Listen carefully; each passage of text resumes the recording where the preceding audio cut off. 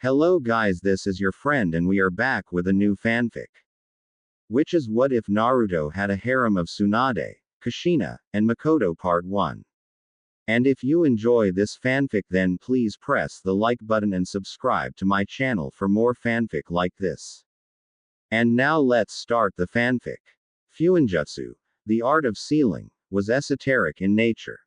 It could store a person's memories, vast amounts of knowledge, instinctual habits at doing something, a phantom consciousness, and even leave a portion of themselves in an object as a countermeasure. Though such feats of Fuinjutsu could only be done by those who spent years after years of their lives to understand the art of sealing. 2 months ago, a feat of this scale occurred when the Jinchuriki of the Kyuubi went rampart. Pain, or Nagato, a shinobi of Omegakure along with his 6 paths led an attack on the village hidden in the leaves. Their purpose? To take the Jinchuriki of the Kyuubi and drag him to their base. Prior to this, Pain had been responsible for killing Jiraiya the Toad Sage, his own former teacher, who managed to pass down information regarding the Rinnegan user's abilities. The 6 paths of Pain led though, and after turning the village into a giant crater, his target Uzumaki Naruto appeared. Losing Jiraiya was a big blow to him and later, he agreed to go to Mt. Myoboku to master Senjutsu. He had attained Sage mode perfectly. The young sage fought against the 6 paths of Pain, taking down 5 of the paths before finally the Tendo path's power become too overwhelming for him. Naruto was later stabbed with those accursed black rods as he laid on the ground waiting for defeat. Help came in the most unexpected manner when Tsunade reappeared to help the Jinchuriki, who reminded her of both the brother and lover she had lost. The Godime was not losing another person close to her heart. While her strength of display was impressive, her stamina nearly drained while protecting the villagers, and then, she was stabbed with the black rods of Pain, sending her into a comatose state. This made Naruto enter the tailed beast berserker state, wherein the Kyuubi's chakra formed a layer of red, venomous cloak covered his body with an exoskeleton and 8 tails. Nagato, through his last remaining path, formed a small planetoid to contain it. However, Kyuubi's will of carnage overpowered it. Inside the mindscape, the image of Tsunade getting stabbed replayed constantly. He had already lost Jiraiya. The prospect of losing someone like Tsunade who tried protecting him had taken a mental toll on him. Kyuubi grinned with joy. Naruto arrived at the gate that held back the beast, to tear off the seal and let loose hell on Pain for committing such an atrocity. However, he had been stopped by another person in his mind. Namikaze Minato, the 4th Hokage, stopped him. He revealed he was Naruto's father. That particular revelation had made Naruto react in the most natural way he could, by punching his father in the gut. Later on, after Naruto calmed down a bit, Minato relayed that the masked man from the Akatsuki was responsible for the Kyuubi attack nearly 17 years ago. The 4th Hokage had mere moments before his chakra faded, but he proved why he was a seal master as he ingrained knowledge of all his abilities, specific memories along with other necessary information in his son's mind, along with tightening the Hake Fuin. That small shift in destiny caused a ripple. Naruto emerged from the small planetoid, in sage mode and wielding a kunai from his pouch. The blonde fought the Tendo path once more, and this time the Rinnegan user wasn't taking any chances as he too was tired. When the Rinnegan user unleashed another overwhelming, gravitational blast to increase their gap, Pain believed he had won. Pain ignored how the kunai Naruto threw missed him by inches going past his face, and the shock he felt when the boy disappeared in a yellow flash. Naruto appeared beside him and ended the Tendo path with a destructive Rasengan. Naruto would go on to confront the real Pain, Nagato, who like him was another student of Jiraiya. While Naruto wanted to kill him initially, it would have made no significant progress towards the dream his master wanted to achieve. Moved by the Jinchuriki's words and how their master dedicated their first book to Nagato's beliefs, The Rinnegan user brought back all the people he killed with a jutsu. It ultimately cost his own life. Nagato died believing that perhaps this teen would succeed where he failed. Uzumaki Naruto was welcomed back to the Hidden Leaf as a hero, finally earning that recognition he had been striving for. This, however, was merely an overture to a larger chain of events. 4XX. Hence. 4XX. The Jinchuriki's hand wielded a simple brush as he constructed several arrays with chakra-infused ink. Each line of text written carefully as his blue eyes scanned the matrix formula for the umpteenth time. Placing an empty ramen cup in the center of the scroll, he began to make hand seals at a rapid pace. He had to hand it to Namikaze Minato. His father was worthy of the SS rank. To have a perception like that in his dying moments, such a thought process was terrifying.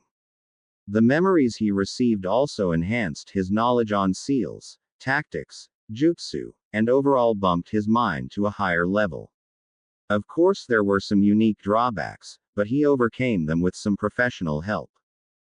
Finishing the chain of hand seals, he made the sign for the ram and a small, circular void manifested above the ramen cup. The apparent hole in the air was making winds rise in the room.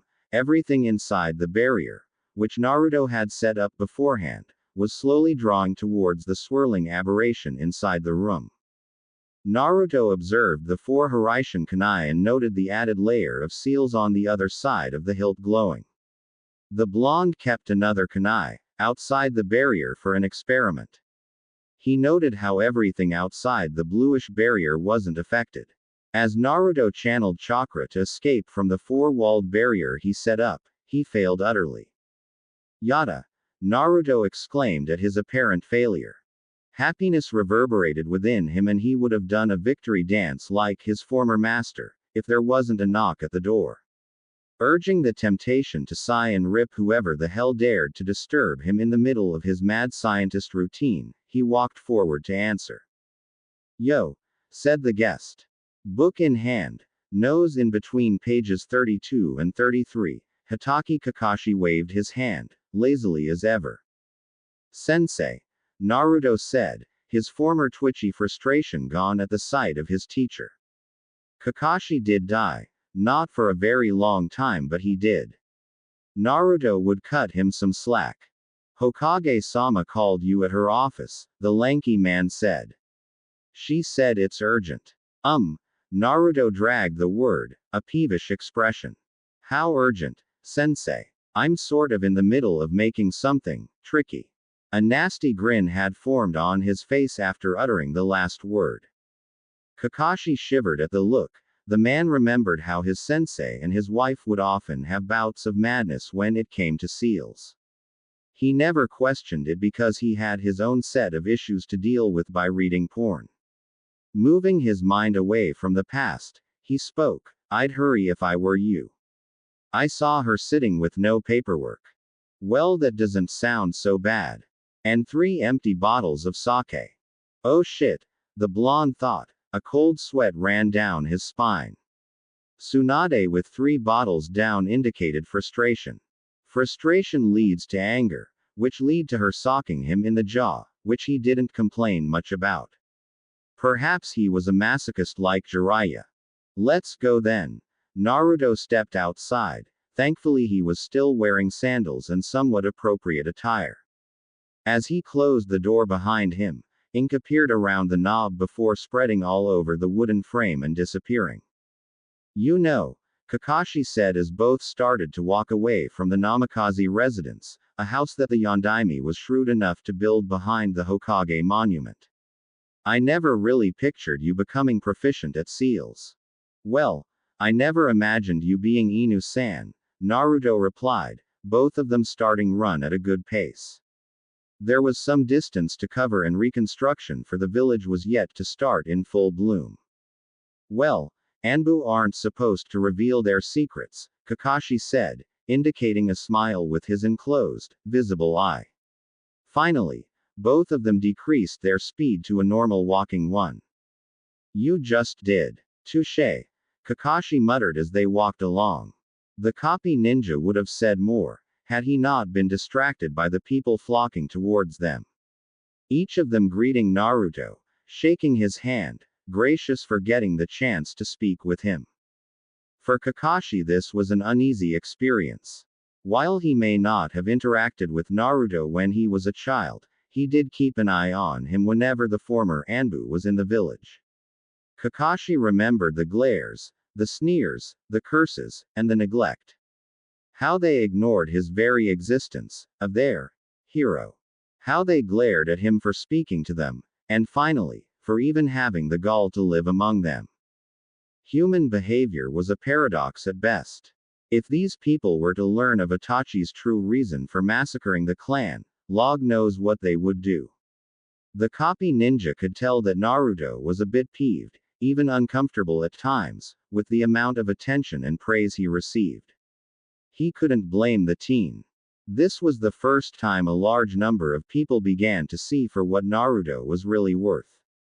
Thankfully, their stride didn't last too long, as they reached a very ordinary-looking two-story building. Made with Tenzo patented wood, as Kakashi pointed out, this was the new Hokage Tower, or Hokage office.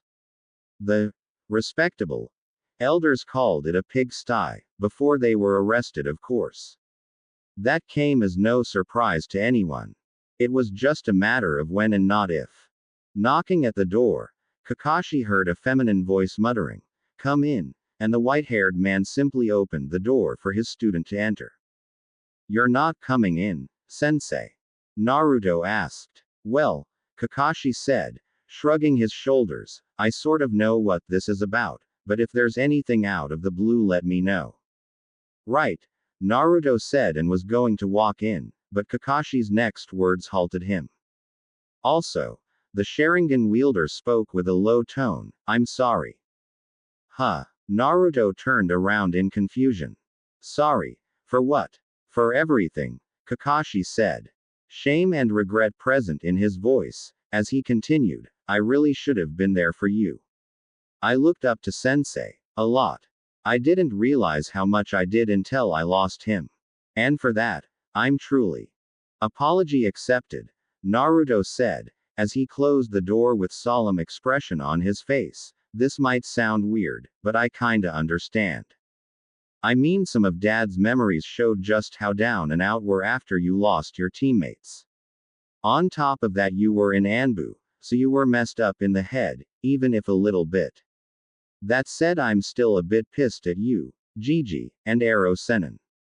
I was a goddamn orphan, and I really did consider suicide 1 or 2 times when I was a kid. I didn't have anyone, and having some company wouldn't have hurt that much." Kakashi winced at the words. Not only because he ignored Naruto as a child, but also as a student. Sharingan no Kakashi wasn't perfect, he could admit that fact freely.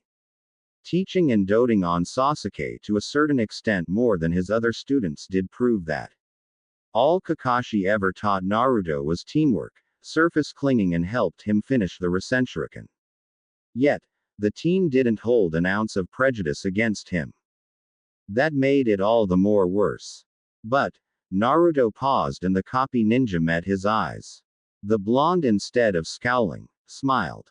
"I also know that you changed. It took some time, but you did stand up for me. You even died, and I couldn't do a damn thing about it. I should be apologizing, sensei." "You don't need to apologize for anything, Naruto," Kakashi said. "It all worked out in the end, didn't it?" "Yeah, it did. We were lucky, Dadbayo," Naruto said with an awkward chuckle. "I've gotta admit though, you suddenly catching me in the outskirts nearly made me scream like a girl. I mean, people die when they are killed." Kakashi's sweat dropped at his word. Leave it to Naruto to say something awkward like that. You probably shouldn't say that phrase, ever, again. "Why not? I mean, people die if they are killed, right?" Naruto repeated, scratching the back of his head. "Yeah, just don't. Sounds cheesy," Kakashi replied. "Dear Log, that sounded so wrong. Give it a few years, sensei." Then you'll see how it becomes a thing. I don't see that happening. Get your in here, brat. A yell of terror shook the entire area around them, and both sighed. Well, you better get going. Hell hath no fury and all, Kakashi said. By the way, meet me afterwards. There's something I want to show you. Is it a cool jutsu? Because I am craving, Naruto said with stars in his eyes. Kakashi was glad this was still Naruto. At least Minato-sensei didn't mold his persona into the boy.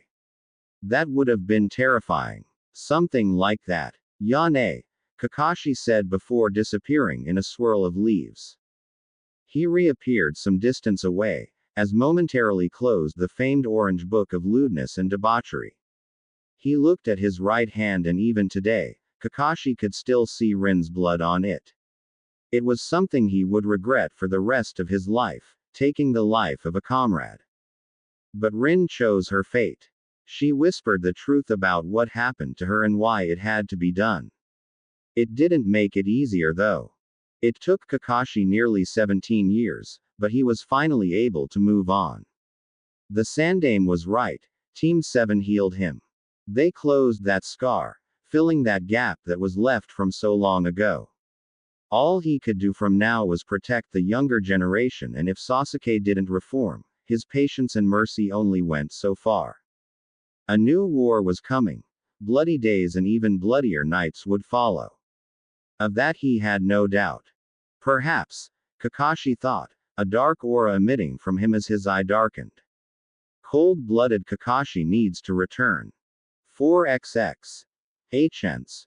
4xx. Patience was not her strongest suit. Unless it involved gambling or surgery. Her mind worked in a different way under those circumstances. The world itself became limited to the room she would be in. Other than that, Senju Tsunade's temperament went so far. Being kept waiting was something she didn't tolerate either. Not one bit. If he doesn't get Hissen here, in less than 30 seconds I will. Tsunade's thoughts ended there as the door opened and in walked the hero of the leaf. He had gotten strong, perhaps stronger than her. She wasn't sure about that, but with the Hiraishin it made him broken to an extent. Add that in with 3 elemental affinities, a shitload of chakra and his mastery over natural energy, Uzumaki Naruto was a force to be reckoned with. Yet he had so much more potential. Over the years he'd become special to her. There were a few people she would willingly risk her life for, and Naruto would always be one of them. Yo, he greeted. She sighed. Getting him to have some form of etiquette was still a laborious task. Maybe it was impossible, but something was off, and she realized exactly what it was. That's it? She asked, curiously. What do you mean? Naruto, he replied in confusion. No, Ba-chan. Or anything like that, Tsunade inquired. It was something she was used to by now.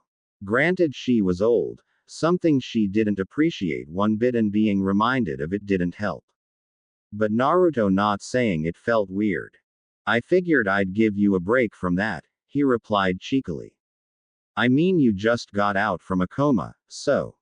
Didn't know you were this considerate, brat, she said haughtily. Miracles did happen now and then. I try, Datbeo.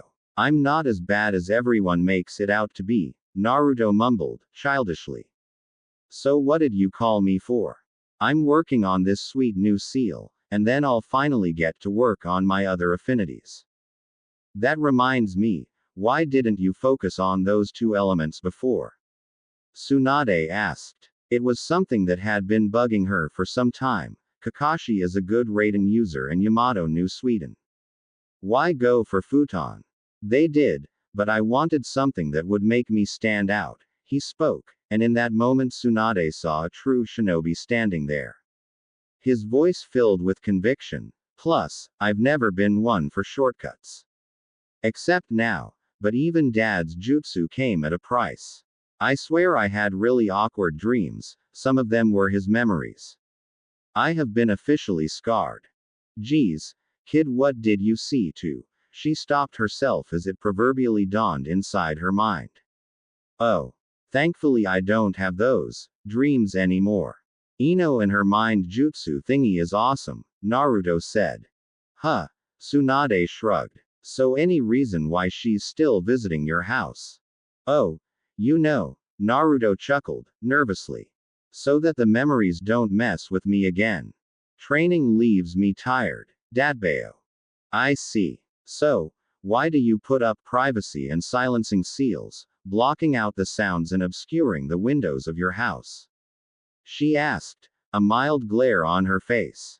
Well, you see, Naruto spoke, his mind obviously cooking up some excuses.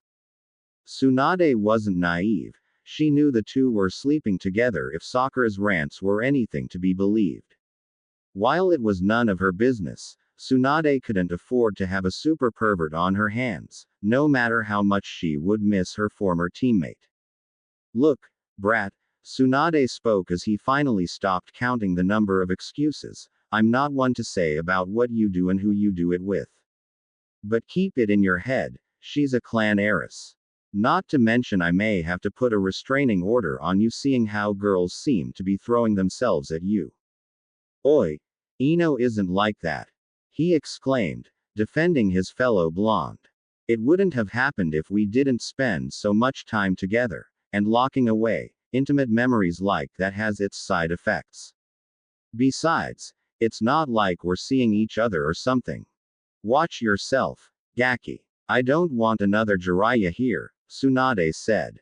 Don't want you walking around and breaking girls' hearts left and right. That's not happening anytime soon. Besides, I don't think I'll date anyone from Konoha, Naruto replied, pouting. He then whispered something. Tsunade heard it and her breath almost hitched. What did you say? Tsunade asked. Nothing. Naruto said defensively and was going to bring up another topic, before Tsunade's fist banged against her desk. What did you say? She asked, her fist gathering more strength with each passing second. She heard him sigh, before he put his hands in his pockets. I said, he paused, if you were younger, I'd probably date you. Is this another one of your pranks? Tsunade asked, her best poker face on. Because if you are. It's not. Honestly, Naruto said, not really meeting her gaze as he continued.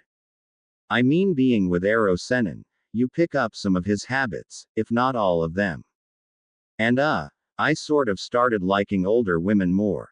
At first I thought it was just that, but it wasn't.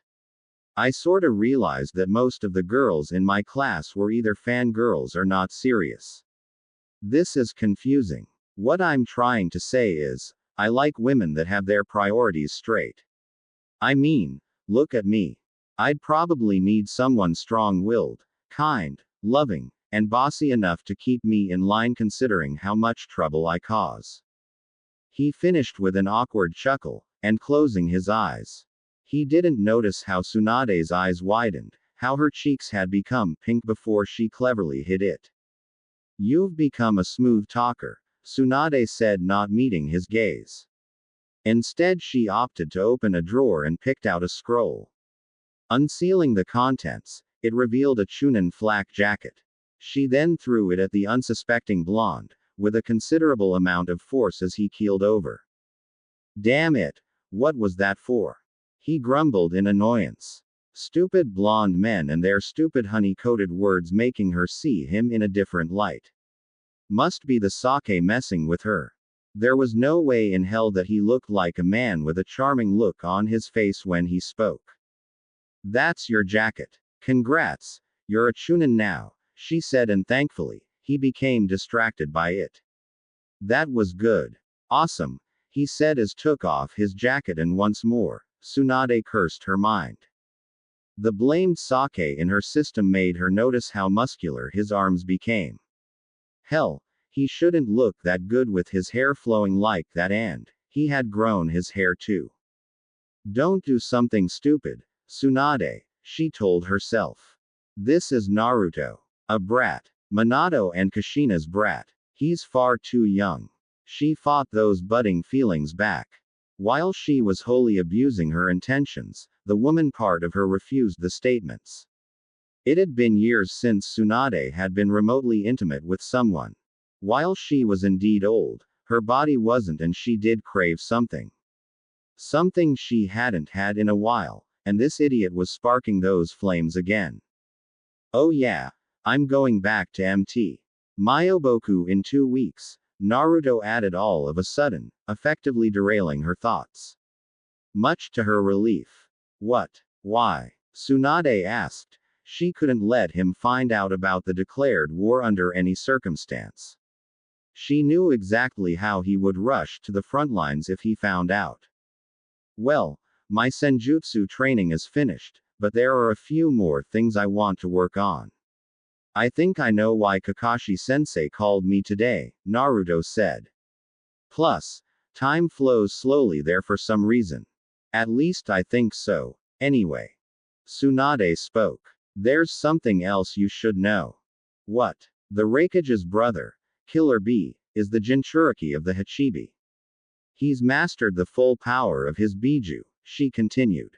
Octopus. Naruto exclaimed and snapped his fingers.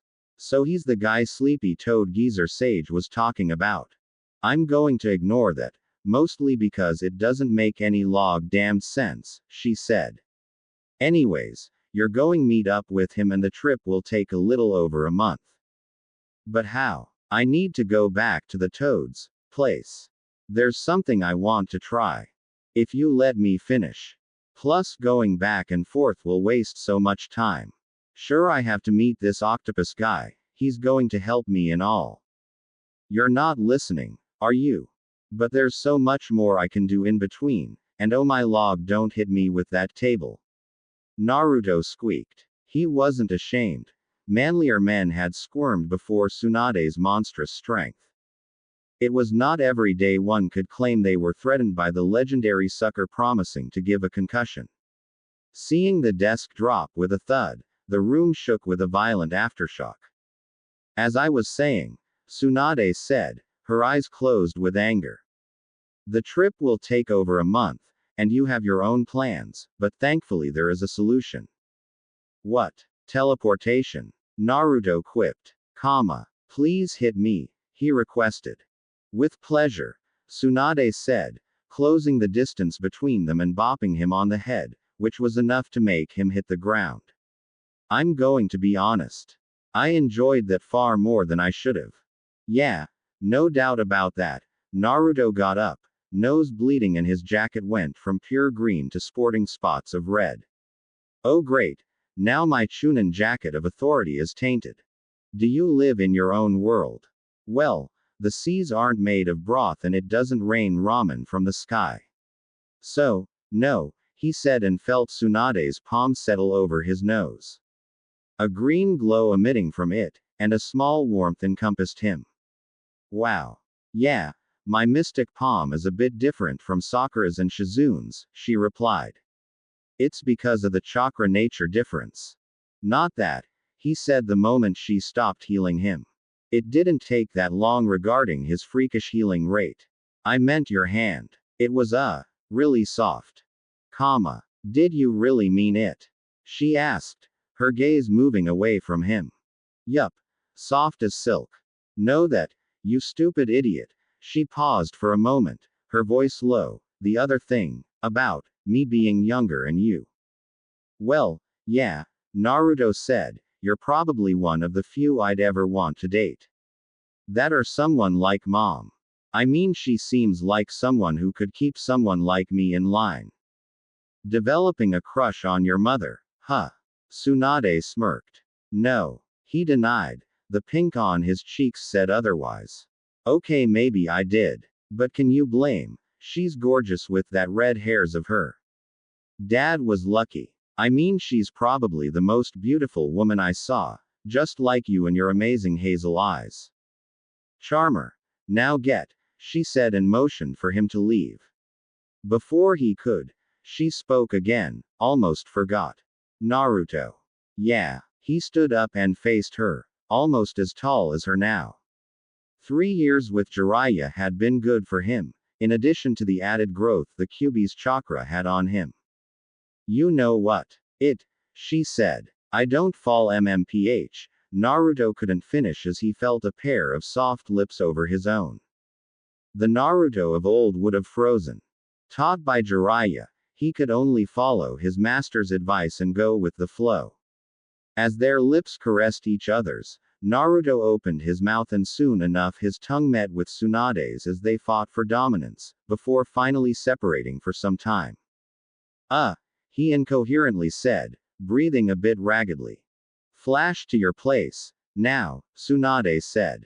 But what about the office? He asked, only getting another passionate kiss that ensnared him further. I finished the work for the day. Besides, Shizune can cover for me, she said, her voice dangerously sultry now. What does this mean? He had to ask. This was Tsunade, and he wasn't sure how to feel about this. Granted, she was old, but she didn't look old. She didn't feel old. Hell, he had some thoughts about her every now and then, he wouldn't deny that. Still, I don't know, she replied. But whatever it is, I'm going to enjoy this for one day. I haven't really been with anyone since Dan. I need something to calm me down. Can you do that for me, Naruto? That was all he needed to know. Her saying his name. Sure, things wouldn't work out between them. Time had made sure of that, but for today and some other nights, if he was lucky enough, he would oblige.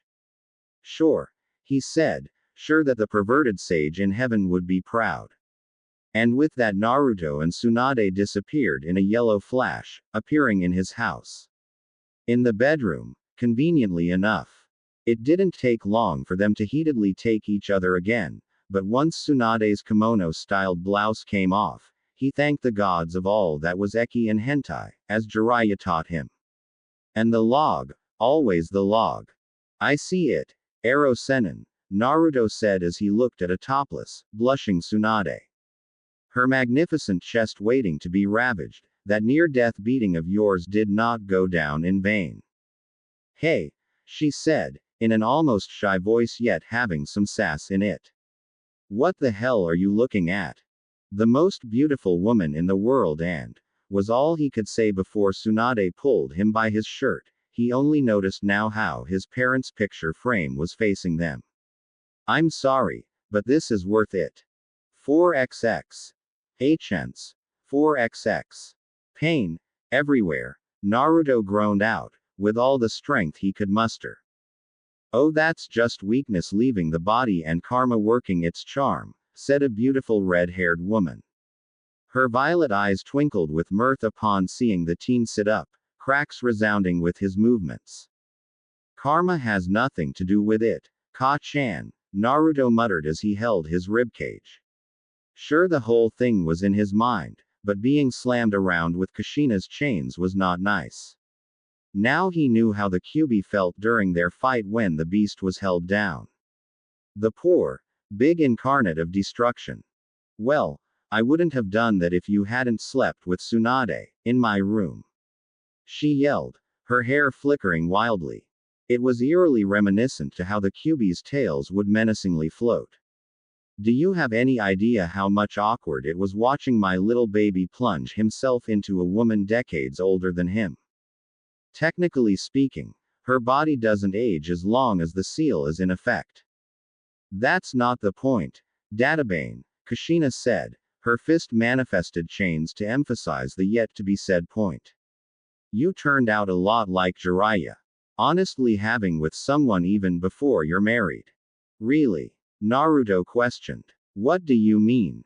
Really? Kushina replied. I know, Naruto simply said, looking away, his own cheeks red. The image was vividly clear in his mind. Know what? Kushina asked, not liking how Naruto was dodging her questions. She wanted to give out a beating, Databane. In her opinion, it was wrong. About the Harem mark on your left cheek, he replied and instantly received a jackhammer-like blow to his face. Kushina's face and hair shared the exact same color. That's not something you say to your mother, Databane, she said and wildly flailed her arms around. Gonna be honest here, Naruto said, clutching his head in pain. At this point, I'm sure I have brain damage. With that filthy mind, I'm not surprised. Jiraiya corrupted you way too much, Kushina said with an angry glare. That's rich, considering what you and Tu-chan used to do when you were 16, Naruto replied. Okay. Maybe he was bit of a pervert, all men were, but people really ought to cut his former master some slack. Jiraiya was lust incarnate to a certain degree, which he proudly admitted, but the man had admirable traits too. He passed on his dream of bringing peace to the shinobi world, and the Toad Sage firmly believed in Naruto too, not to mention Minato and Nagato backed that statement. On a side note, and a very wrong one, that Kushina looked cuter with the blush. Naruto, you piece of shit, he told himself. That's your mom. Think about Ino and Tsunade. Goddamn red hair. That was different. Kushina tried to defend her actions.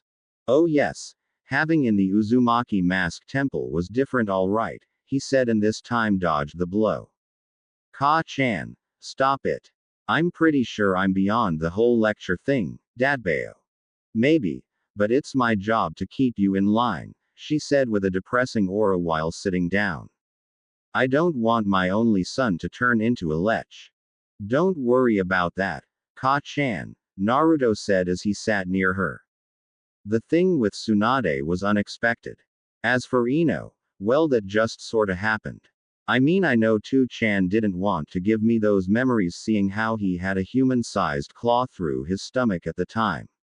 But watching him and you going at it like rabbits in 3 out 5 times when I slept, outright scarred me. I didn't ask to see how I was born. Well, Kushina said, trying to make up an excuse about her and Minato's active lifestyle to keep things kinky. She failed. On top of that, it was you, Naruto continued, not really caring to sugarcoat his words. I mean, look at you. You're a freaking goddess with those violet eyes, red hair and face that'll make any man's breath hitch. You can't really blame for not having a crush on you at one point. Really? Kushina asked curiously. Then it morphed into a teasing smile. Naru-chan had a crush on his Ka-chan. Stop it, Naruto grumbled. Her poking his cheeks didn't help. It took a lot of time, mind tampering, with Ino and Tsunade to temporarily forget about you. Perv, she said, rubbing more salt into his wound. Deal with it. I could say the same about you too, Naruto said, and for a moment nothing was said between the two. Kushina started giggling, which morphed into a full-blown laughter. It was infectious, and Naruto soon joined her. So, she spoke again, were you serious about the crush part? As wrong as it sounds, yes. You can't blame me though, Naruto said, not looking at the redhead who ruffled his hair. He felt like a child, which he wasn't, but he'd let her have this. She was his mom after all. Don't worry, Naru-chan, Kushina said. My boy is already this handsome and strong. You'll find someone like your Ka-chan. Who knows, she might be even more beautiful than me, Databane. I doubt that, Naruto said. Seriously, I'd have to find your doppelganger. Then a gloomy expression took over his face as he could feel her chakra signature slowly fading away. It wasn't fair, he had just met his mother for the first time in his life. True, he had seen memories of her from his father's projection of transferred memories. But that didn't change the fact he was seeing his mother for the last time. How much longer can you stay, Ka-chan? Naruto said with a downed expression. Not much, Kushina replied sadly. She then looked at her son, knowing that she only had a few select words left to say. I know I don't have much time, son. So listen closely. Naruto merely listened to the words his mother said. This was possibly the last time he would ever speak to her. He deserved more time with her. He deserved more time with his father. He had just known them for a few minutes and they were leaving him. I'm sorry, I'm sorry we couldn't be there for you when you grew up. Because of us, you had to live a life scorned and hated. You never knew what it was like to have parents. Kushina choked out, tears fell freely. It was still a miracle, how her son hadn't outright hated his parents for doing this to him. He had a strong heart. Her son. Like a true Uzumaki. Oi! Don't worry about that, Ka-chan, Naruto said with a grin. He slowly put his hand over his chest as he spoke. I never hated you guys for that. In fact, deep down I knew that you guys loved me. And besides, having Fuzzy isn't such a burden. Well, it wasn't, and I guess it was because I always sort of knew that my parents were looking out for me even if they weren't here. Looks like I was right, Dadbeo. The moment he finished, he felt a familiar sense of warmth around him. His mother was hugging him. He too hugged back and gripped her as tightly as he could. He could see the lower portions of her body fading into golden dust, disappearing into nothing. Don't give up until the very end, Naruto. But something tells me you won't. You're my son after all, she said as she laughed and cried at the same time. Damn right I am, he replied with a tone of confidence. Her form was fading even further. Only her upper body portion remained as she said her last words to her son in this world. Thank you for letting me be your mother and for letting Minato be your father. Thank you for being our son. Thank you, Naruto. ... Damn it, you made me tear up, Ka-chan, he said to no one as he stood alone in the inner shell of his mindscape. Even beyond death, his parents had helped him. He closed his eyes as the last few drops of tear fell and vanished. He opened his eyes as the blue orbs shined with determination. Whatever doubts had previously plagued his mind had disappeared, as he channeled the Kyuubi's chakra to gain a golden cloak of chakra covering his body. With this power, he would stop the Akatsuki. Madara, Tobi, whatever he called himself, he was the last hurdle. This should be enough to take him down, Naruto thought to himself. From 2-chan's memories, Madara's biggest weapon is his intangibility. If I can just time my attacks right, I should be able to defeat him. Deactivating the form inside his mindscape, his thoughts went back to everything that transpired after he was recognized as a hero those 3 historic months ago. Sasuke joining the Akatsuki. Danzo's attempt in becoming the Godime and being killed by the Avenger. The truth behind the Uchiha massacre being revealed to all. Naruto clenched his fist and cleared his mind. He would keep his promise and break this cycle of violence. This was something he owed to not only his master, his parents, Nagato, but to every single shinobi who had to die because of flames war and hatred brought forth. Uzumaki Naruto would die trying. The shadow of death loomed over Uchiha Obito. Birds chirped as Kakashi reappeared from the spatial distortion that existed in one of his eyes. Seeing Obito alive shook him. He had adopted the Uchiha's ideals on camaraderie. They played a large part in his life. Witnessing the person he thought dead to be responsible for the deaths of Minato, Kushina, and countless others in the war took a toll on him. Obito caused doubt to surface, especially regarding Rin's death. Of course, it was Naruto who broke him out of that self-loathing and provided the push he needed to face his former teammate in the Kamui dimension. Kakashi won the battle, but at a steep price as the Uchiha escaped, leaving the masked Jonin with a nasty wound. Obito managed to stab Kakashi in the chest, and if it weren't for years of working through pain, he would have lost consciousness. He needed to time 10 to his injuries on the spot and mentally praised the Shinobi Alliance for coming up with the emergency aid scroll that was planned out by the Godime Hokage. The copy ninja carefully and patiently closed the wound, making sure there was less room for it to hinder his abilities later. He took 2 soldier pills, letting his chakra build up. Traveling out of the Kamui dimension would take a good amount of chakra, and considering the plan of action he had already set forth, Kakashi would need to conserve another chunk of it for a specific purpose. When he saw, From his shared vision with Obito's other Sharingan, Naruto and Sasuke fighting against Obito, he bided his time. The copy ninja's faith in his two students solidified when he felt the dimension shake and slowly collapsing, and Kakashi used his chakra to emerge out while making hand seals at the same time. Now, he stared down at the limping form of Uchiha Obito. A former shell of the great person that Kakashi knew, a man he failed and a shinobi the Sharingan wielder looked up to. The person on the ground, white-haired, withered and desperately clinging to life was not Uchiha Obito. This was Tobi, as Kakashi now called him inside his mind. A man who orphaned Naruto on the day of his birth, a mastermind responsible for the Bloody Mist's internal conflict, a human who sought to wring freedom from humanity and trap them in an endless dream world. Whatever doubts that lingered inside his mind had vanished, and Kakashi would end this. This was his responsibility, his students had done enough. Kakashi, the copy ninja turned towards Sasuke, the raven-haired teen looked weary. If you're going to kill him, don't waste more time. Reikiri, lightning cutter, Kakashi muttered as the chirping of birds slowly decreased, and the coalesced lightning sharpened to resemble a blade. Sensei. He heard Naruto speak, who was still in sage mode. It was good to watch how the blonde didn't let his guard down, are you sure?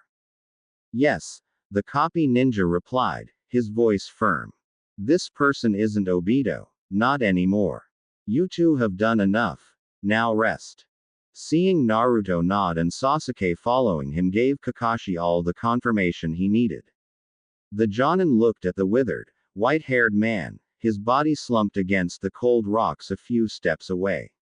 His breathing hoarse, followed by an occasional choke, and he was trying to say something.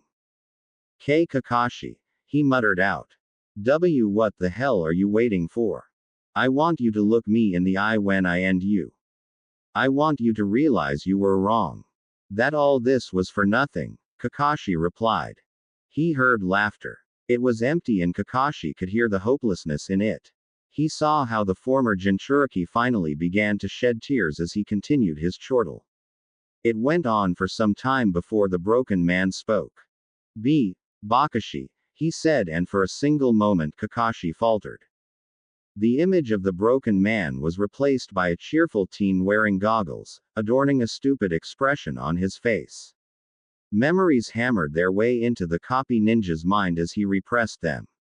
He told himself this wasn't Obito, this wasn't his comrade. This man was a murderer, a being seeking to bring order through chaos and trapping the entire world to get his way. Do it, the man whispered as he cried. End it. Do it before Madara makes me, and once again he coughed, spitting out blood as he choked on his ragged breaths.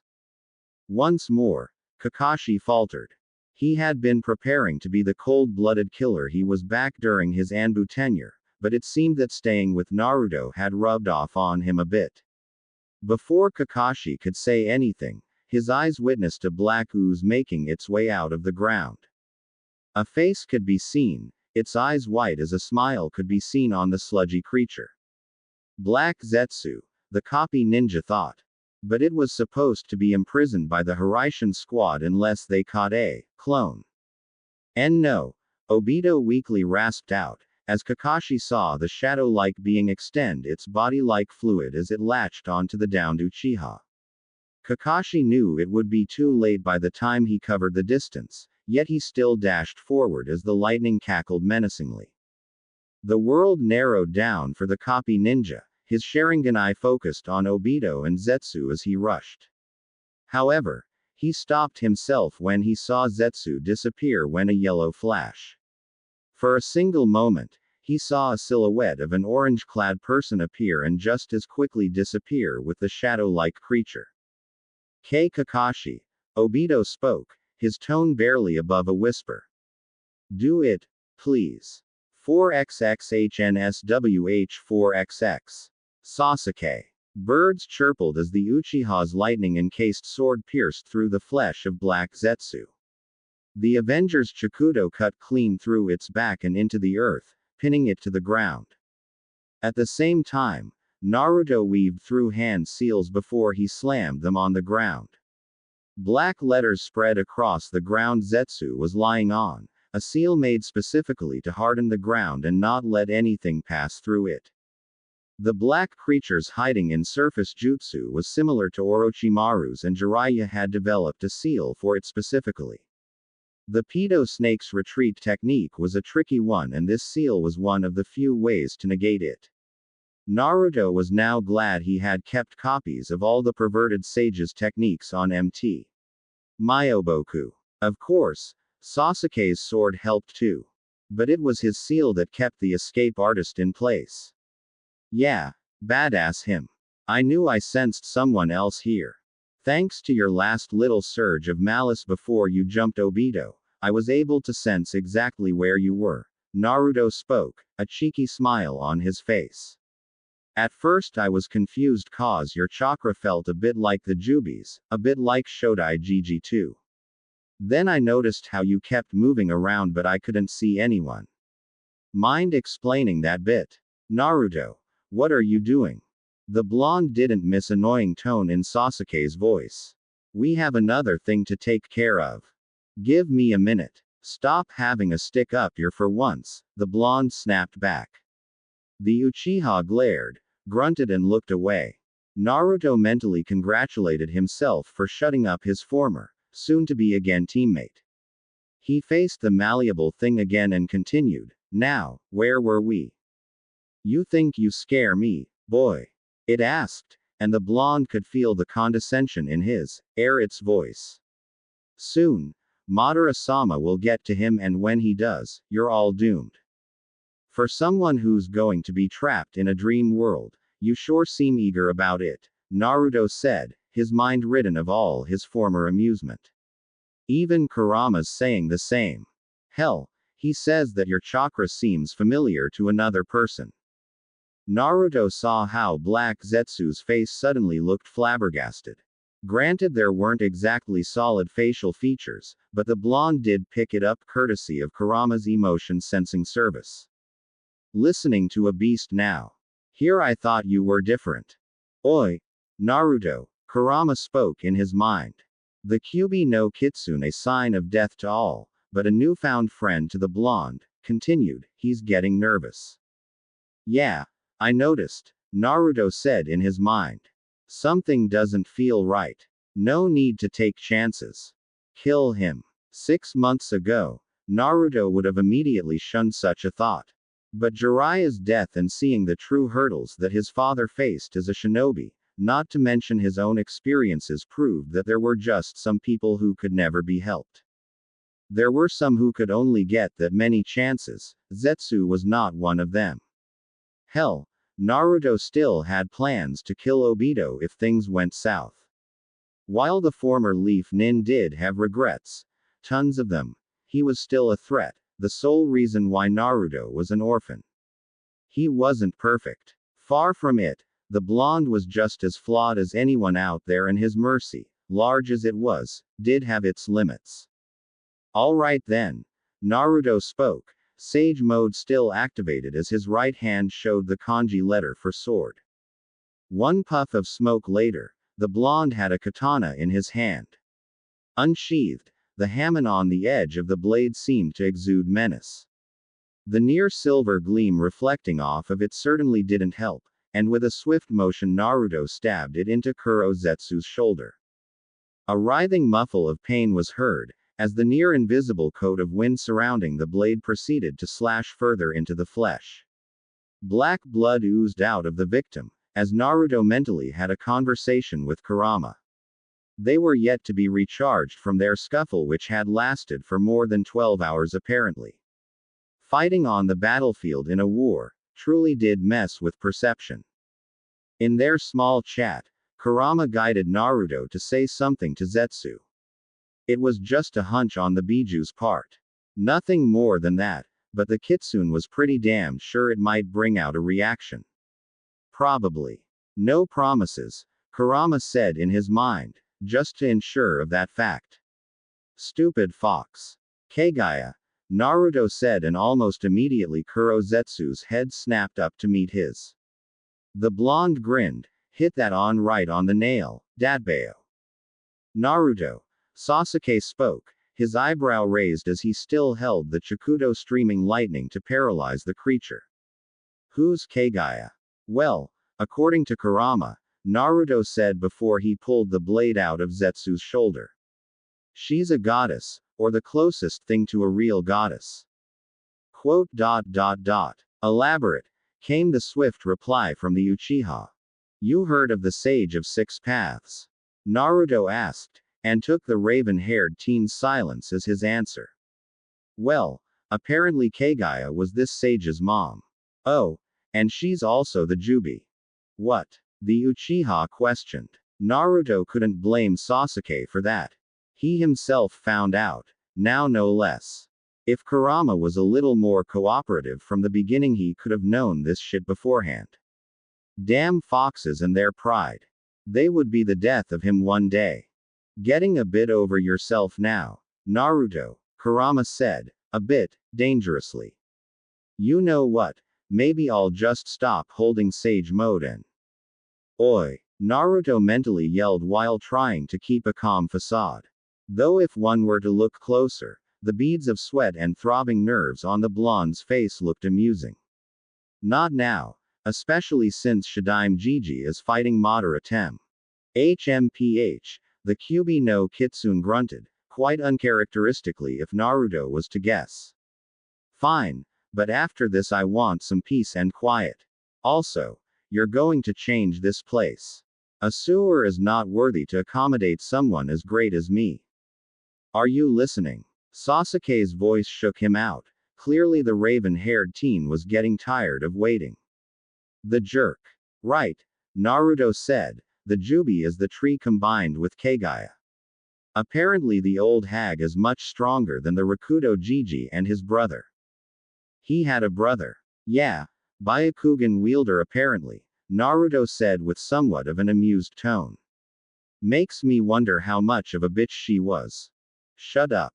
Zetsu yelled and tried to get up, before Sasuke simply twisted the blade, increasing the pressure and the lightning stream.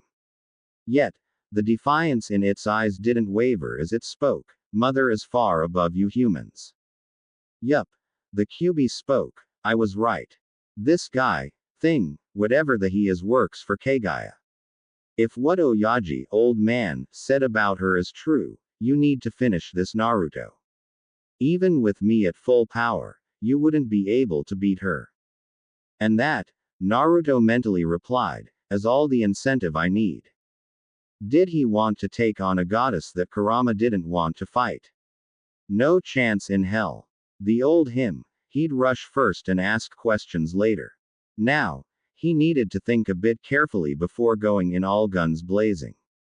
A little planning never hurt, and Naruto drew back the katana as wind-laced chakra coated the length of the blade. It let out somewhat of a hissing sound, similar to how a snake coils back before striking as Naruto horizontally slashed Zetsu across the face. A squelch was heard as the black creature's face split in two, more ooze spread like spilled water as it covered the surface. Its body shook violently, gushing out the dark liquid as a disgusting smell covered the area. Naruto retched a bit before jumping away. Sasuke lifted his hold the moment when the blonde's sword struck the now dead Zetsu's face. Somehow, Naruto said with a groan, instead of making me puke, that just made me hungry. Sasuke grunted, clearly out of disgust at the words the blonde said. Oh, don't you? Me, Tem, Naruto said with a hint of familiarity. I know exactly what you meant by that. Really? Loser. That's all you have to say. You're lucky you're endearing. What? I meant as a friend, you. Honestly, hanging out with Orochimaru has messed your UAL orientation more than I thought. As if you'd know better. I do you. Wait. Don't tell me, Naruto said with a shit-eating grin on his face. Oh log, you're still a virgin. Quote. Denial through silence. Seems like your MO.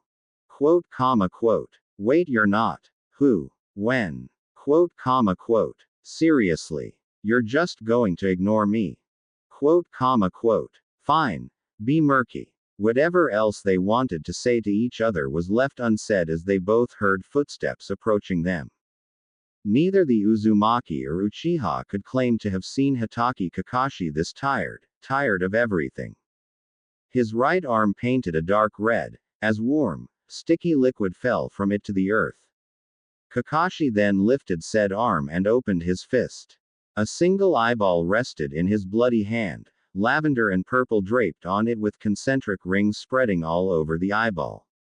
For a moment the three curiously looked at the single Rinnegan. Thoughts lingered in their minds. Kakashi crushed it in his hand with all the force he could muster. More blood leaked through his enclosed hand before he let it drop to the ground. It looked more like a paper now, a dirty paper with smears of red on it. Why did you destroy it? Sasuke spoke, breaking the momentary silence. Obito told me to, Kakashi replied, as if it were the most simple reason in the world. Madara would have probably found another way to come back in a solid manner.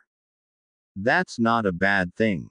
Rinnegan users are a pain in the, no pun intended, Naruto said as Kakashi shook his head. A large force shook the area as many people were blasted off the very ground. Red Torii gates flew somewhere near them and Naruto's eyes widened as he heard a yell of fury echoing in the battlefield. Thankfully, Naruto was still retaining his sage mode, so he could sense exactly where this chaos emerged from. I don't mean to be that guy, Naruto said, a tad bit nervously, but that was the same thing that Pain used against me.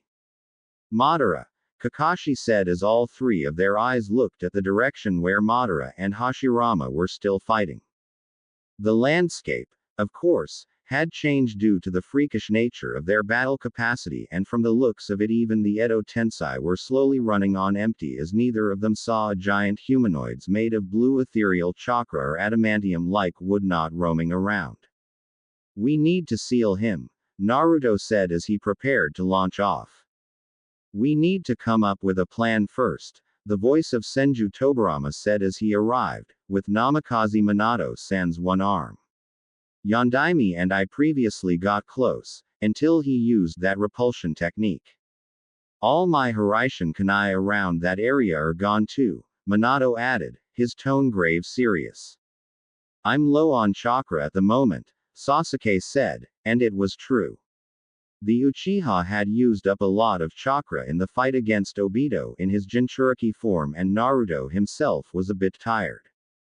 Soldier pills. The Nadaime Hokage asked and all three, living, shinobi shook their heads. The Senju looked at the source of the booming noises coming in. Madara sensed that Obito was dead and later used that technique of his. So, we got a pissed off, undead Rinnegan user after us. Just great, Naruto said as he cleaned a sheen of sweat from his forehead. Shadaime-sama has been slowing down ever since he got struck with those black rods, Minato said, and that got Naruto's attention. Wait. Black rods. He yelled and two undead Hokage nodded their heads. This is bad. This is really bad. We need to go help him, now. As Naruto dashed off, all the other shinobi followed him. Minato happened to be the closest to him. Naruto, are those the same black rods that? Yeah, the blonde said. I didn't think Madara used it on Shadaime Gigi already. What's going on exactly? Tobirama asked as he caught up along with the others. The black rods, Minato explained, they can paralyze all movements. Touching them without natural energy only causes more harm, and the victims impaled with it can't move freely. Then Madara, Tobirama said, contempt lacing his words. He's been letting Ni-san gain the upper hand this whole time, considering how long he's been stabbed with those. Just waiting for the right time. You've gotta be kidding me, Naruto said as all of them saw a blue, incomplete Susanoo form around Madara's frame. Even from a far distance, The large human-like being with two faces could be seen making hand seals. Oh. As all of them kept rushing forward, a shadow covered the entire landscape. The moonlight dimmed as darkness spread like a plague across the landscapes. All shinobi, kunoichi and the Biju looked up. A cold sweat ran down the spines of mortals as a large asteroid descended from the heavens and almost all of the shinobi stood still. Damn it! It's that jutsu again! Naruto yelled out of frustration. If he had Kurama's chakra mode right now, maybe he could do something. Right now he could perform 3S ranked, or a bit above that class, techniques and then the natural energy would run out. What is that? Sasuke asked. His eyes widened at the sheer size of the falling celestial body as it was falling slowly to create more suspense. I don't know the Ing name. But there's two large boulders falling, not one, Naruto said as he was preparing to make shadow clones. Madara would have to wait for the moment. Maybe with the Nadaime and his dad, Naruto could teleport them out of here. But he had to time it right, and he was a bit low on chakra at the moment. Damn it! Naruto yelled as he stopped and was about to make clones. It seemed he didn't have a choice. He still had that technique left, but with the amount of chakra he had, he couldn't pull it off, and given the circumstance of now, he didn't have a choice. Before he could though, he was stopped by a voice. Oi brat! An inhumane, loud yell came and Naruto couldn't stop the grin forming on his face. Son Goku, the Yonbi and the other Biju were rushing towards the two asteroids. Leave those falling testicles to us. Go seal that bastard. Finally I get to get loose. Shukaku yelled with glee, and his excitement towards destruction was well appreciated at the moment. Must you two be so crude? Isobu said with a bit of disdain. Higher. Chome. We'll hit the ones above and these guys can blast the debris, Matabi, the blue-flamed Nekomata said as the flying Kabutowari carried it in the skyline. I'm trying. Tabi. You're heavier than you look, the Nanabi said as it struggled a bit. That's kind of rude. We all weigh the same, except Kurama-ni and Gyuki-ni, Saiken said as it rushed alongside its other siblings. Well, I don't see them around, Kokuo said a bit haughtily as the horse-dolphin beast raced faster than the others. Chome. Matabi, you two need to hit it first. We'll blast whatever remains. Tobirama disbelievingly looked at how the tailed beasts were rushing to help the allied shinobi force. I've never seen anything like that. You should see Kurama. Guy can be serious whole at times, Naruto quipped. He saw up to see two large spheres of black, purple and red chakra forming near Matabi and Chome. A sonic sound cut through the wind as the two gigantic spheres of energy shot off at high speeds and hit something in the sky. A large crashing noise came as thousands of falling boulders rained from the sky. Naruto and the others felt the shockwave that came from the sky, and that wasn't the end of it. Shukaku, Isobu, Son Goku, Kokuo and Saiken were preparing to launch equally gigantic spheres as well. Then Shukaku, Son Goku and Saiken blasted theirs as the three small planet-like orbs were fired at the falling asteroid, and upon impact, a scene of complete oblivion was seen as a white light shone in the dark sky. Kokuo and Isobu then blasted their own Bijudama at the falling debris, and the result was obvious. The thousands of falling boulders were removed from existence. Silence reigned supreme for a moment, before all the remaining members of the Ali Shinobi force cheered in victory. They cheered for the tailed beasts, the very same beasts that they had long since despised. From when the hidden village system came to be and now, things had changed. The era of shinobi, Tobirama said with a hint of a smile, it's changed from what I remember. We can all talk about this later, Sasuke said, not really looking to socialize from Naruto's perspective. We have to seal Madara first. You know what, Tem? Naruto said. For once, I agree with you. In the back of his mind, Naruto knew that the Uchiha had changed.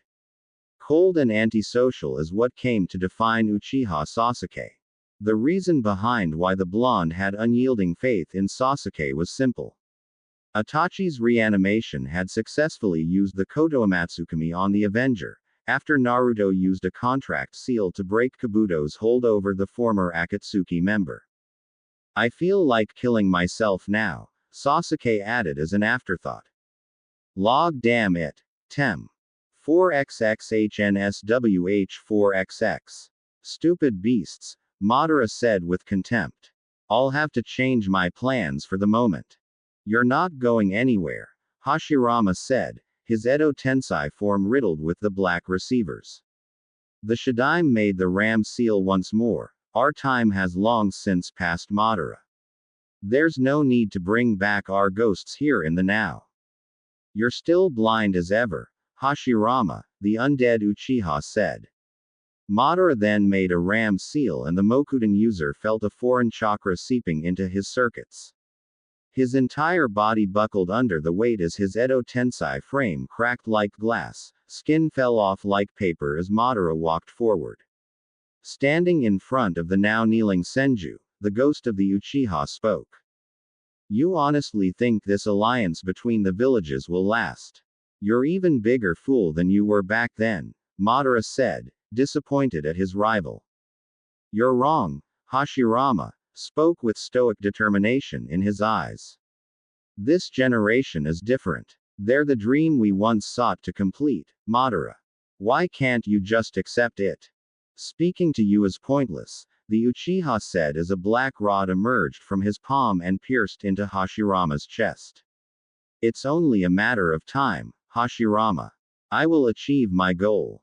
Obito may be gone. I'll just use someone else to bring me back. Another Rinnegan. Huh. Hashirama barely spoke as he felt his natural energy leaving his body. It doesn't matter. None of this matters. No one here that can match me, much less seal me, Madara said, a twisted smile forming on his face. I'll just bide my time, kill everyone, keep one alive to bring me back. Then use the Mugen Tsukuyomi. You'll fail, the Shadaime said, as the last of the red and black markings on his face disappeared. Uzumaki Naruto and Uchiha Sasuke will stop you. A brat who doesn't come close to my level will beat me. Madara said, in mirth. And the Kyuubi brat with his flashy jutsu hopes to stand a chance. Hashirama, both you and I could crush them. They have something we don't. Humor me then, Madara said. What exactly do they have that I don't? A dream worth fighting for. Hashirama smiled, before another black rod went through his chest as his frame cracked further. I'll kill them both. An Uchiha who fights for your peace is already a lost cause, and as for the Kyuubi brat. He's the linchpin here, Madara said as he drawing his hand, senses became sharper with added enhancement of senjutsu. He's the one tying this whole thing up. In fact, he almost reminds me of you. Only more stupid. His name, Hashirama said, defiant as ever, is Uzumaki Naruto. He is the one who will bring that peace. Even though I've known him for a short while, he's earned my trust. The entire shinobi forces are looking up to. I won't deny that, Madara said as he felt some chakra signatures approaching him. Most of them were fodder in his mind, but if I kill him first, the entire thing will fall apart. Say if I were to fail and he were to die, there would be no alliance anymore. Go ahead, say I'm wrong. You are. I'm not, Madara said as he saw the battalion of shinobi approaching him. You think it's mere conviction of the Uzumaki brat that's keeping them in line? No, Hashirama, it's fear. Fear of how strong he is. He's allied with the tailed beasts, he's mastered the power of the Kyuubi, has an advanced form of Tobirama's jutsu. No village in their right mind would break the peace as long as he and that Uchiha brat is around. Madara kicked Hashirama away like a discarded toy as he crashed into the distant stony wall. Making the necessary hand seals, he prepared for a jutsu while using his feet as weapon to drive away members of the allied shinobi force that came rushing in. Or kill, as the first two died upon contact with his feet. He needed to take care of the tailed beasts first. Bind them and keep them in place before he could find someone to bring him back to life. Black Zetsu was dead from what he sensed. Madara swerved away as he grabbed a kunai with his teeth. He then slashed a random shinobi in the face before carving his way through several more. Finishing the hand seals after infusing the right amount of chakra, he slammed his palms together before slowly separating them. A small black sphere between his hands and it slightly spun, before it kept growing larger. Madara then literally threw the sphere into the sky above as it kept growing larger. Shin. Shibaku Tensai, true. Planetary devastation, Madara said as he made the snake seal. The surface beneath his feet was torn asunder. The black sphere above spun on its axis, as everything around it was being drawn towards it. All the shinobi that previously charged at Madara were being sucked into the warping sphere as the very earth cracked and flew past them. Madara of course skipped and hopped on the ascending collection of debris as his Rinnegan eyes found the tailed beasts waiting to confront him. Soon enough, he had gotten out of the range of the jutsu as he looked forward to imprisoning his pets. "I'm coming for you, filthy beasts," Madara said, and before he knew it, black flames covered his entire body. Granted, it didn't hurt much, but it was annoying and slowed him down. Using Shinra Tensai to get rid of the flames, he prepared once more, but his eyes caught a kunai passing in front of him. In an instant, Tobirama appeared in front of him. Instinctually, Madara grabbed the kunai that the Senju aimed for him and blocked a kick with his foot midair. "Only you can come up with the shrewdest methods, Tobirama," the Uchiha said, and saw the Senju smirk at him. True. Not less than a millisecond passed when a yellow flash appeared above Tobirama. It was the other wielder of the Kyuubi who had a blue orb of chakra in his hand. Madara simply raised his hand to absorb the jutsu. "Useless," the Uchiha said, and was preparing to swat them away, but the blonde Hokage's words caught him off guard. She's not," the blonde said before another copy of his emerged from above, and with him was Hashirama's granddaughter. Her foot extended, aiming for his forehead as his bearing was changed by Tobirama. "Absorb this," Senju Tsunade yelled as her foot hammered down on the Uchiha's face, making him fly a fair distance away from them and creating a large crater where he fell. 4XXHNSWH4XX. Is it wrong that I have a boner right now? Naruto asked himself as he saw Tsunade literally bitch-kicking Madara away from them. Tsunade, in the bedroom, was wild to say the least, but seeing her kick away an undead, legendary shinobi was just so. "Naruto, focus," Kurama yelled inside his mind. "You humans, an inappropriate habit for rutting with each other at the wrong time is disgusting. Shut up, you owl fox. You just jealous cause you don't get some, or any," Naruto thought as he and two other clones were busy creating Odama Rasengan. Then each of them separately began to add a change in nature to them. Lightning cracked, water swirled, and wind screeched as the three blue spheres began to gain additional features. Water danced around one of them, thrusting about to unleash waves. Lightning chirped as 6 ellipses revolved around another, the sphere sharpened at one end as well. Finally, the last one had white shuriken-like blades spun with high velocities as it screeched. Naruto calmly prepared one of his most devastating collaborating jutsu at the small planetoid.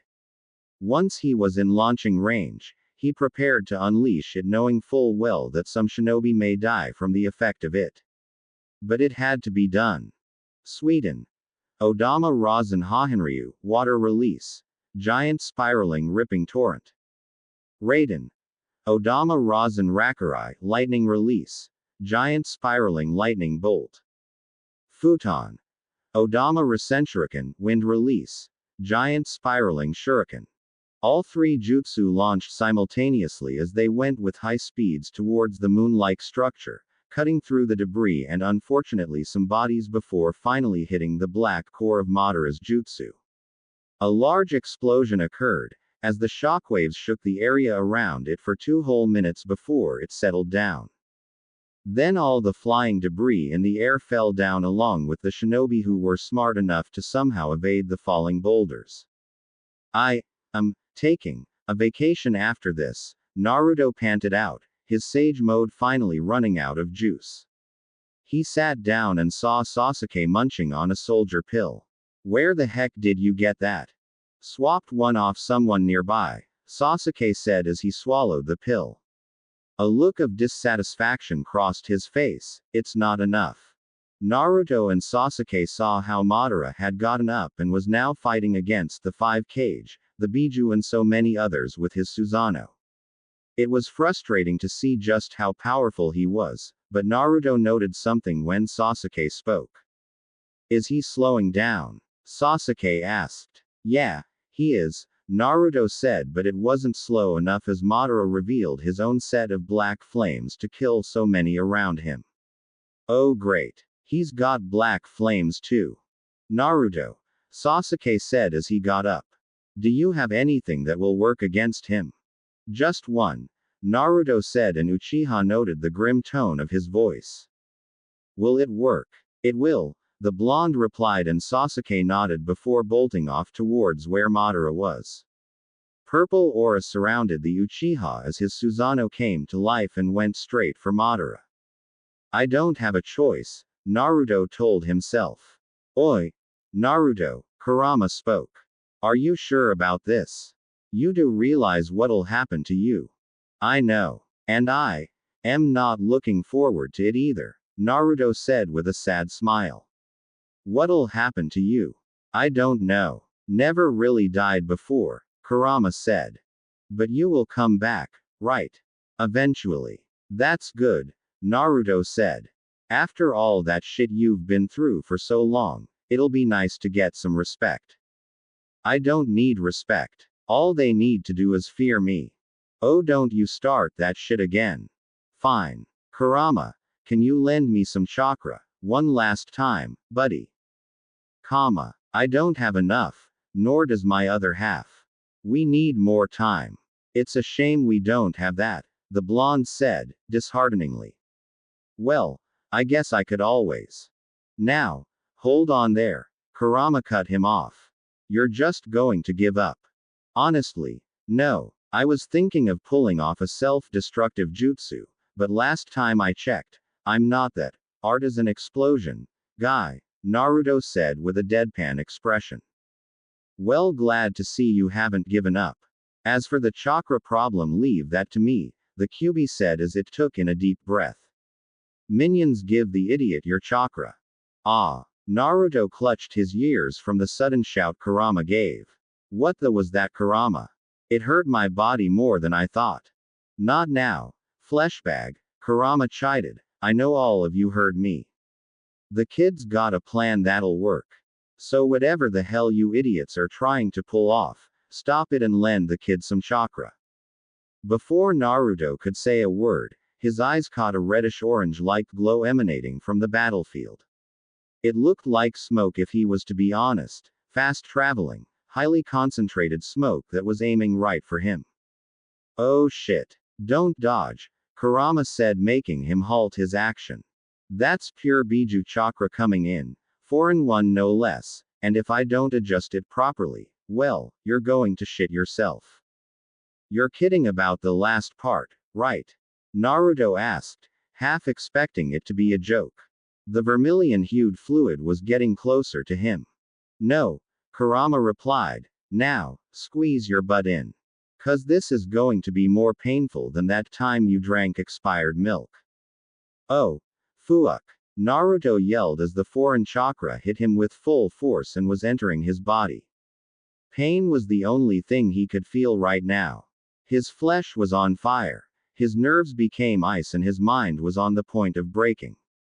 Still, he stood his ground as his body absorbed the large volume of chakra. Luckily, the pain ceased after a few minutes as smoke came off his body. He fell on his knees, and panted heavily. His hands looked it had cracked, similar to the ones an Edo Tensei had on them. Then the marks slowly receded before his normal complexion returned. What the was that? Naruto asked as he felt rejuvenated, but there were some stiff spots as he finally stood up. That was me opening 7 gates in your body. If I didn't, you'd already be dead, Kurama said. So, I'm part Biju now? Naruto asked as he prepared to take off into battle. No, it was so I could moderate the chakra. Don't get above your spot in the food chain, the kitsune finished, and Naruto mentally chuckled at the words. Well, the blonde said, I guess it's time to end it all. 4XXHNSWH4XX. Rinbo. Hengoku, Limbo. Border jail, Madara muttered as a shadow of himself moved around and kicked 2 Biju away. The technique relied on him making a clone of sorts that separated from his body. It moved around due to its invisibility and took care of some of the problems he had. It was getting annoying in his opinion. The fact that his body was getting slower, for some reason he was yet to find out, didn't help.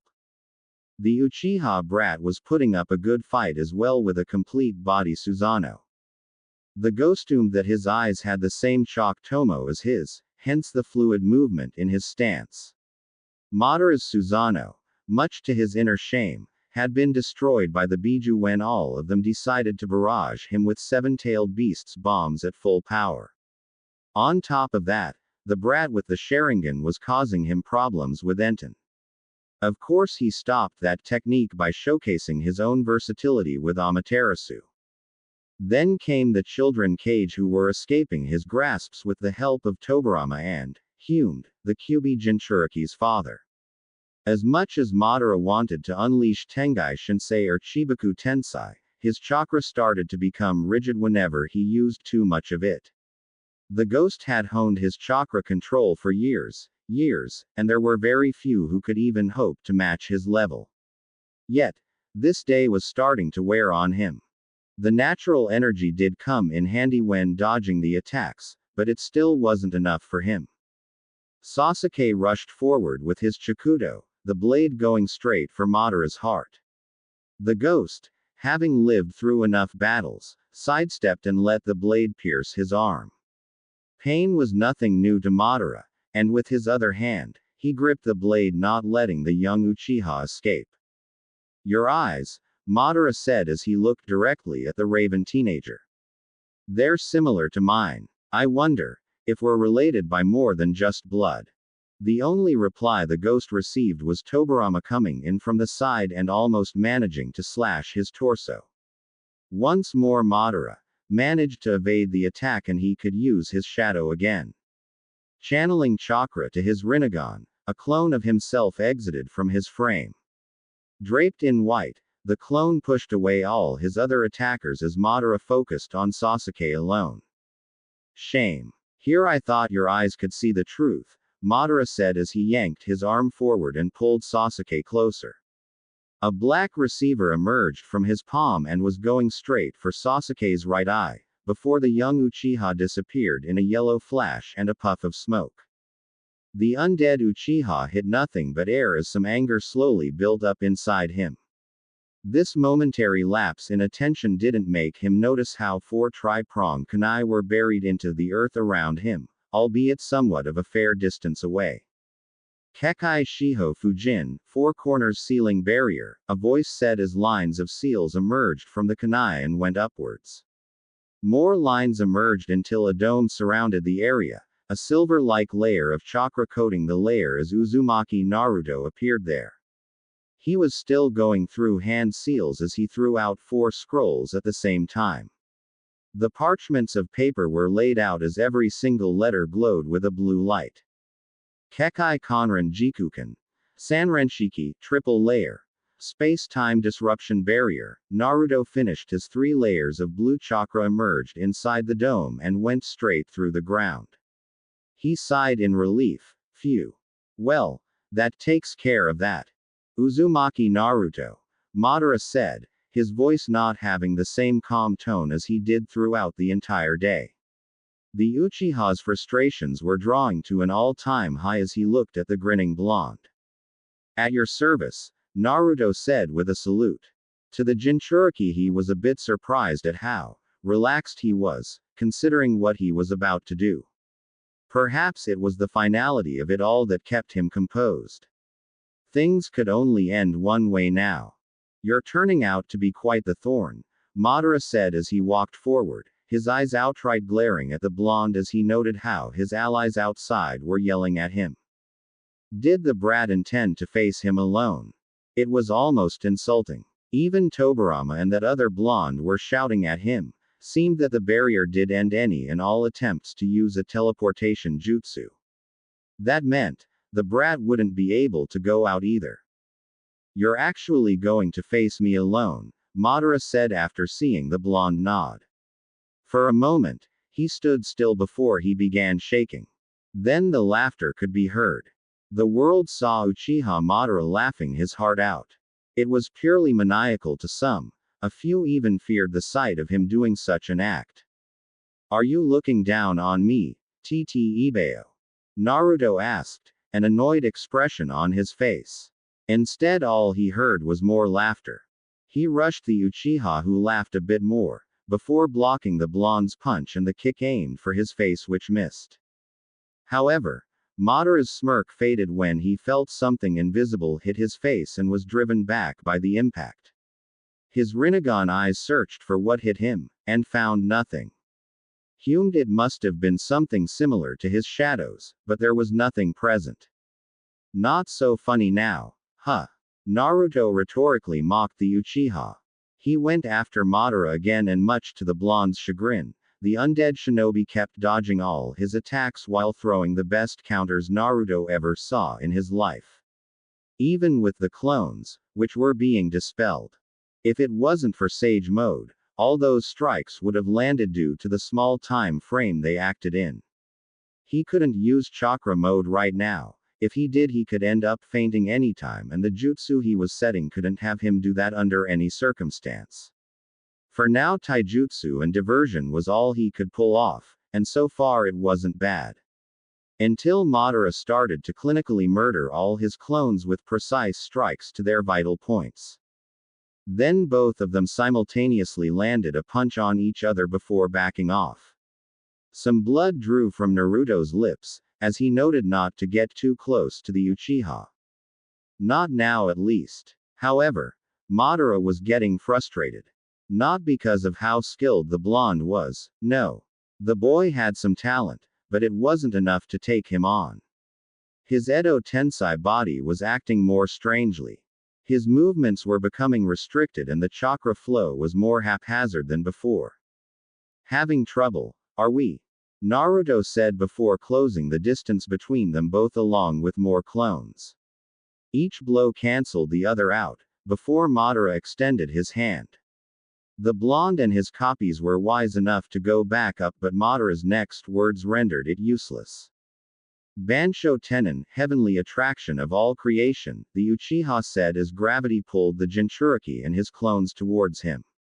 He didn't care anymore. This would end. Enten. Honoikazuki, Inferno release. Fire lightning. Tendrils of black flames jutted out of the Uchiha's body as 5 of the Amaterasu conjured spikes impaled the blonde and his clones.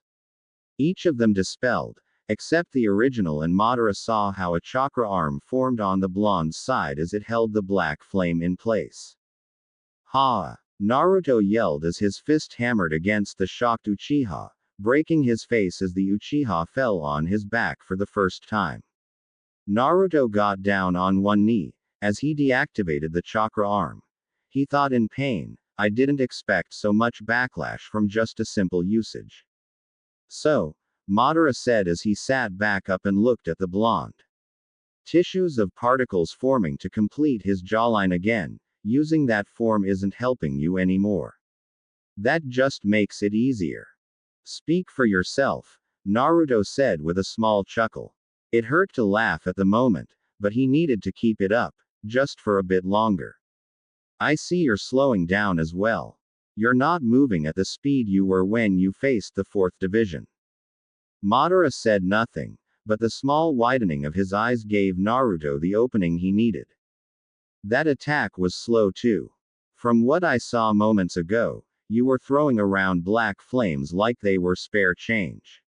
Hell, your Susanoo was carrying flame blades before I came here, Naruto finished and laughed a bit more. And internally groaned in pain. Do you want to know why? The blonde asked. If this is your way to stalling me while your comrades, Madara said, almost condescendingly, come up with a plan, you're failing. I will break out of this barrier, jail those filthy beasts and kill everyone here. You, Uzumaki Naruto, will die before you get to see any of that happening. Well, you're 1/4 right, the Jinchuriki of the Kyuubi said as he stood up. The confusion on Madara's face made him almost glee, but for humor's sake, do you want to know why you're not being able to fight like you were before? Silence was all he heard, and being around Sasuke long enough, Naruto knew exactly what it meant. Natural energy's a bitch, Naruto said, ignoring all the yells from his friends, father and everyone else in the alliance as they started to outright attack the barrier now. It was useless. What? Madara asked, confused by the way the teen had phrased it. Simple. Madara tem, Naruto said, hoping to get some reaction out of the Uchiha. He did not. Moving on, he explained, natural energy isn't something you can just outright absorb. There's a reason why you have to train that hard to become a damn sage in the first place. You and your knockoff Shadaime Gigi copy ripoff on your left nipple isn't going to do shit when it comes to harnessing the energy. Hell, the only reason you're still walking around is probably because you have some of his cells and the fact that you're an empty husk. I see, Madara said as he formed a blue ribcage around him. He struggled a bit, but the first stage would be enough to do what he wanted, he needed to do. This brat was looking down on him with that infernal grin of his. It stroked his pride, and Madara, above all else, wouldn't concede defeat to anyone but Hashirama. Then there's only thing left for me to do. Ending you, brat. Seriously, brat. I'm not surprised. Even Sasuke has more personality than you, Naruto said before narrowly avoiding the strike of the blue skeletal hand that would have turned him into pudding. But I am surprised you actually talked that long with me. Really, I am. Consider it me giving you some solace, Madara said before flesh weaved around the skeleton. His Susanoo entered the second stage. A sword formed, black flames wrapping around it as he lifted it to make a strike. He struggled a bit. If what the brat said was true, then that would explain why forming this attack, something that was second nature to him, felt this vexing. Still, the ghost could not let the insult stride. His pride as a warrior demanded retribution. Unfortunately for you, brat, that time is up, Madara finished as the sword burned furiously, bleeding dark cinders as they danced in the air. With this, he would end it. You're right, Naruto said as his sage mode faded and some tears did well up in his eyes. The young sage's actions once more made the Uchiha halt his actions, and said, time's up, for both of us. Before Madara could bring the ethereal, blackened sword down, red ripples appeared on Naruto's body. Like a stone falling upon to cause small waves, the concentric shapes kept moving back and forth. All of them glowed like beacons, before chains started to emerge out of them. On each end were curved hooks, and before the ghost could break out of his stupor at this bizarre display, the red-bladed chains shot off at a speed his Sharingan couldn't track. A collective shatter was heard as the sharp ends of the chains tore through Madara's humanoid Susanoo, and pierced the frame of Edo Tensei. They stuck inside his body and twisted to bind themselves around him, though they did not immobilize him as he yanked his arm in pain. Yes, the Uchiha felt pain. He was undead, he shouldn't be able to feel such a stigma in this state. Besides that, he had been through battles and endured strikes that shatter the very ground. Yet, these stabs felt like they were methodically poisoning him, weakening him, and this notion alone sent nerve-wracking jolts throughout him. I didn't figure you were someone who talked that much in a fight, Naruto said as he looked up with a solemn smile. The chains that connected the two slowly moved around like smoke. But I guess I was lucky. You're the sort of guy who likes to feed his hubris now and then. Especially against brats. And people call me an idiot. Take that. Mainstream opinion. Madara tried to yank the chains off, but to no avail, as touching them made his grip falter more, and the weight that was previously on him before was weighing him down further. Still, there must have been a way to break these off. Don't bother. It's useless, Naruto said as slowly walked forward. You really should have paid more attention to the battle when you realized you couldn't sense me anymore. Excuse you and your extinct clan? Madara asked, enraged at the blonde's words. You didn't sense me, did you? When I swapped Sasuke's place with a clone of mine? Or when I landed from above? Naruto asked, and Madara didn't reply. Look up. Maybe you'll find it enlightening. As the Uchiha looked up, a sense of dread invaded his mind. A single black spiral was there up at the converging center of the dome. It was growing larger every second, and Madara couldn't see anything beyond. All he saw was darkness and absence. Do you remember the first seal I set up? The one you saw? Naruto asked. Yeah, I had no intention of using that. But seeing how you even broke out of that super sandy pyramid thing Shukaku and Gaara made, I decided that I'd seal you into me. You fool, Madara said.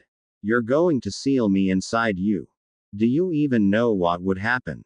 Of course I do. There's a large chance I'd die, but that's not what the seal above is for, the blonde said. Honestly speaking, this seal wasn't made to use against you. The plan was to trap Tobi inside the barrier, making sure he can't use that Hack's jutsu of his, and then somehow beating the shit out of him, or, he paused and pointed upwards at the black emptiness. Using a jutsu that tore a fabric in space and time to erase him from existence. That, Madara, was the first seal I placed before I even landed here. The one you didn't notice. A suicidal technique. To go so far for a world that's already spelled its doom, Uchiha Madara said, still trying to break the chains. I take back what I said about Hashirama. You're a bigger fool than that idiot ever was. Maybe, but it's my decisions to make, and those chains you're trying to break. That's nothing to scoff at either. Ttebeo, Naruto said, a proud smile on his face. This is another one of my created fuinjutsu. Unmade Tekina Fusa, fate-bound sealing chains. It's not as cool as my mom's chains, but this technique has a few specific uses. These chains binds the both of us. As long as I'm alive, you're not going to escape from its grasp. As long as you're an Uchiha, you're not allowed to mold chakra, and neither am I. Then these seals are self-sustaining and will remain that way as long as I'm on this planet, the blonde said immediately and smiled widely, even at the prospect of death. This was a one-way trip I made, and if I can take you with me, I have no qualms about that. You. Madara rushed forward and punched the blonde. Do you even realize what you've done? The teen shrugged it off and landed an uppercut on the Uchiha's chin. The force behind the blow lifted the Edo Tensei before he hit the ground. Madara felt a dizzy sensation. While he would appreciate such a feeling in battle, the fact that he would be obliterated, erased from the world, did not sit well with him, and he looked at the blonde who looked down at him. Condescendingly. Take some dignity in defeat, would you? Naruto said and looked at the Uchiha who glared at him. Right now, you're as useless as I am. At least go out in peace. Naruto. The yell of Namikaze Minato finally reached his son as father and son looked at each other. What have you done? Why? The same reason you did it, Tu-chan, Naruto said. To keep my precious people safe and the world too. That's not what I wanted for you. Tomorrow's your birthday, for God's sake, Minato said, tears freely falling from his face. His son was about to die. To the fourth Hokage, there was no greater punishment than a child watching his die. How can I face your mother after this? How do I tell her I failed my own child? Just tell her I did it with a grin on my face. And I did grow a tad bit smarter. With your and everybody's help, of course, Naruto said, his voice weaker from the fact that he would be dying. Apparently, all Uzumaki are stubborn according to her. Naruto. Tsunade yelled out. This time Naruto did feel a stab of guilt inside. Both of them came to cherish their times together, even though it would probably never work. I'm sorry, he said looking at her. I really am, but this is something I have to do. Just like how you saved me from pain. You idiot, she said before looking away, knowing exactly how stubborn and adamant the blonde could be. Not denying that statement, Naruto said, he kept an eye on the Uchiha was trying something and failing no doubt. Dobi, Sasuke said, and Naruto's eyes widened a bit. What the heck do you think you're doing? You and I are supposed to fight. What about bringing me back to village? What about your thrice damned dream you kept on yapping about? What sort of a Hokage in making are you? The one who finally saved his friend, TT Ibeo. Naruto said with a grin, despite the tears that fell freely. His head was starting to feel light as his feet felt wobbly. He didn't have much time. Oi Sasuke. Do me a favor, okay? Shut up, the Uchiha said and tried to hit the barrier with a conjured Susanoo arm. It won't work as long as I'm here, Naruto said and laughed a bit. It was ironic really. Fuinjutsu's scary stuff. Given the right details and conditions, nothing can break it. You're not supposed to be this smart.